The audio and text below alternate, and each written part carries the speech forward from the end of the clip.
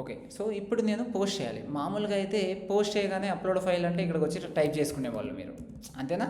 కానీ ఫైల్ కదా, మళ్ళీ ఫైల్ జేసన్లో రాయనికి రాదు కదా, అవునారా? సో ఫైల్, ఇమేజెస్, వీడియోస్ కూడా అప్లోడ్ చేస్తారు కదా మనుషులు. సో ఇక్కడ చూడు, నేను రెండు రాస్తా ఇప్పుడు. ఒకటేమో ఫైల్ నేమ్ రాస్తా. Okay,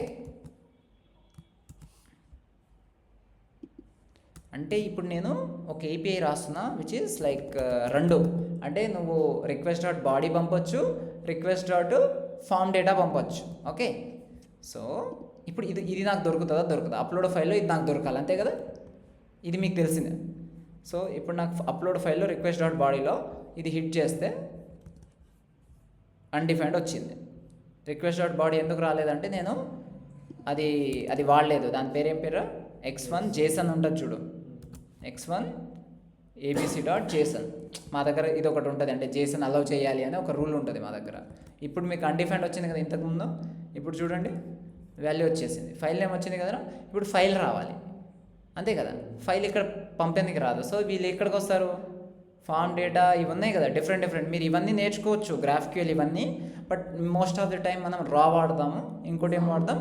form data. ఇక్కడ ఫామ్ డేటాలో కూడా నేను నేమ్ పంపిస్తాను, ఒకటి నేమ్ ఏబీసీ, ఇంకోటి ఏంటిదంటే FILE ఫైల్ పంపిస్తా. ఈ టెక్స్ట్ కాస్త ఫైల్గా మారుద్ది, ఇది కాస్త ఒక ఫైల్ సెలెక్ట్ చేసుకోవాలి మనం, requirement.txt. అర్థమైందా మీకు? ఇప్పుడు ఇవి మనకి ఇక్కడ ఎలా దొరుకుతాయి? క్రియేటివ్ ఇది అప్లోడ్ ఫైల్లో రిక్వెస్ట్ డాట్ బాడీలోనే దొరుకుతుందా, లేకపోతే ఎక్కడ దొరుకుతుంది అనేది చూడాలి, అంతేనా?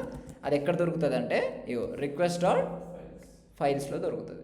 ఓకే, ఇది అనమాట డిఫరెన్స్. ఓకే, బాడీ కూడా ఉంటుంది యాజ్ వెల్ యాజ్ మీకు ఫైల్స్ కూడా ఉంటుంది. మీరు ఎప్పుడైతే ఇలా ఈ ఫామ్ డేటా స్ట్రక్చర్ వాడి చేస్తారో అప్పుడు మీకు ఫైల్స్లో వస్తుంది. ఒకసారి కొడదాం, అంటే నాకు నేము రావాలి, ఫైలు రావాలి, as well as file name రావాలి, అంతేనారా? హిట్ చేసి చూద్దాం ఏమేమి వచ్చిందో. ఇక్కడ ఫైల్ నేమ్ వచ్చింది, ఫైల్స్లో అన్డిఫైన్డ్ వచ్చింది, అంతేనా? ఫైల్స్లో అన్డిఫైన్డ్ ఎందుకు వచ్చిందంటే మనం రిక్వెస్ట్ డాట్ ఫైల్స్ తీసుకోలేదు, ఫైల్ తీసుకున్నాం కదా. ఒకసారి చూద్దాం. ఇది కాకపోతే దీనికి కూడా ఏదో ఫంక్షన్ ఉంటుంది, ఫైల్స్ని ఊరికే యాక్సెప్ట్ చేయరు కదా వాళ్ళు. ఇప్పుడు ఇంతకుముందు జేసన్నే యాక్సెప్ట్ చేయలేదు, ఫైల్ని ఎందుకు యాక్సెప్ట్ చేస్తారు? యా, సో ఆబ్వియస్గా మనకు ఫైల్ అనేది ఇది ఊరికే డైరెక్ట్ రాదు. సో దీనికి యాక్సెప్టెన్స్ కోసం ఏదో రాసేది ఉంటుంది, నాకు గుర్తులేదు. URL ఎన్కోడెడ్ ట్రూ అంట, ఇది ఒకటి రాసి చూద్దాం. నాకు అసలు గుర్తులేదు, బట్ వీఆర్ స్టిల్ ట్రైయింగ్. కాదు,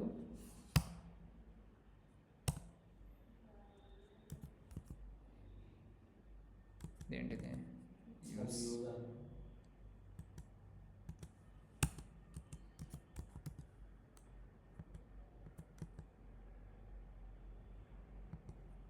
సరే, నేను ఫైల్స్ ఒక ఎగ్జాంపుల్ చూసేస్తలే, టైం వేస్ట్ ఎందుకు. కానీ అది ఏదో కీవర్డ్ ఉంటుంది రా మ్యాక్సిమం, ఓకేనా? ఫైల్ చాట్‌జిపిటికి రాస్తుంది.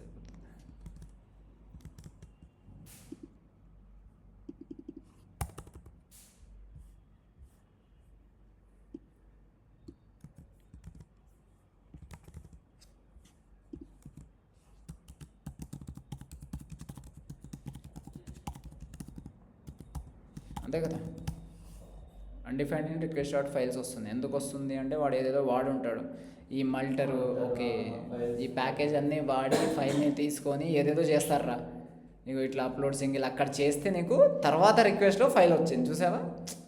మధ్యలో ఇది రాయాలి ఎందుకు, లేకపోతే అది రీడ్ చేయలేదు.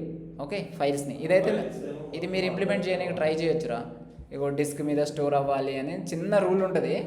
బట్ మీకు కాంటెక్స్ట్ అర్థం కావాల్సింది ఏంటంటే హౌ యాక్చువల్లీ పీపుల్ టేక్ అనేది మీకు అర్థం కావాలి. ఓకే, అప్లోడ్ ఫైల్లో మనము బాడీలో ఫామ్ డేటాలో ఎలా తీసుకుంటున్నాం, ఇది అవసరం లేదు మనకి. మామూలుగా ఏబీసీ అనుకున్నా కూడా ఏబీసీ అనేది దొరకాలి యాక్చువల్గా. ఏబీసీ అనేది చూద్దాం, ఒక్క నిమిషం. సో ఫైల్స్, బాడీ ఇదంతా అన్డిఫైన్డే, మీరు బాడీలో రాసింది మాత్రం వస్తుంది, అంతేనా? సో ఫస్ట్ మనకు వాడికి మనము అదైతే పంపించాలి. ఏంటిది?